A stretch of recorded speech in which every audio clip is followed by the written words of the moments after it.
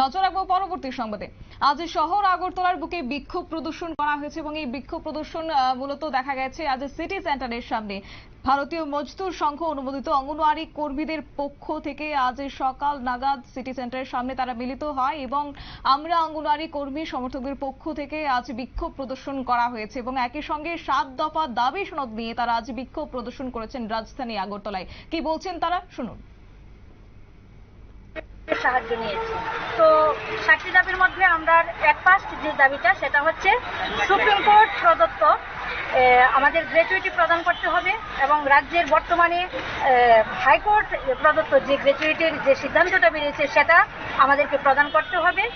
আমাদের অঙ্গনওয়াড়ি বোনদের 60 থেকে 65 বছর অবধি চাকরির মেয়াদ বৃদ্ধি করতে হবে এবং আমাদের মোবাইলের যে বিষয়গুলি আছে সেই মোবাইলের বিষয়গুলি কিন্তু আমাদের একদম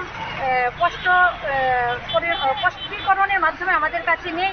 আমাদের বিগত 5 বছর আগে আমাদেরকে মোবাইল দেওয়া হয়েছিল, সেই জায়গায় দাঁড়িয়ে 1000 মোবাইলের মধ্যে অন্তত 2 থেকে 3টি মোবাইল চলছে।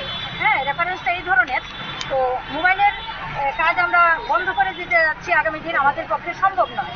আমরা যে অনারিয়ামটুকু পাই সেই অনারিয়ামের মাধ্যমে আমাদের মোবাইলের টাকা ঢুকিয়ে আমাদের সেই মোবাইল চালানো সম্ভব হচ্ছে না। আমরা আগামী দিন পোষণ ট্রেকারও বন্ধ করে দেব।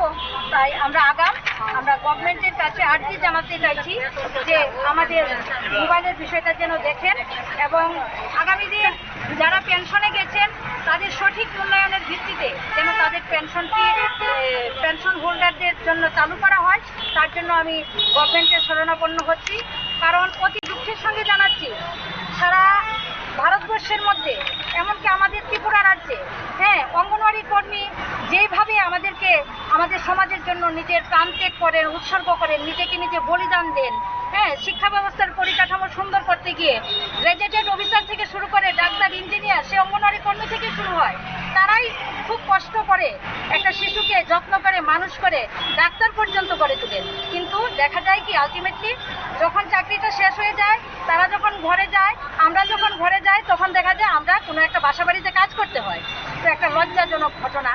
আমি রাজ্যের মুখ্যমন্ত্রী মানিক সাহাজির কাছে বিনীতভাবে অনুরোধ করছি ওই বিষয়গুলির দিকে যেন আমরা একটু নজর দেই এবং আগামী দিন যেন আমাদের বেতন বৃদ্ধি করতে যেন আমাদের মহামান্য মানিক সাহাজির যেন একটা সুন্দর একটা দৃষ্টিভঙ্গি প্রস্ফুটিত হয়।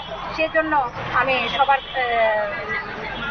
মন্ত্রীমহলের অন্যতম যিনি, ওনার কাছে আমি আমার বিনীত আবেদনটুকু নিবেদন করছি। আমার নাম দীপিকা চক্রবর্তী।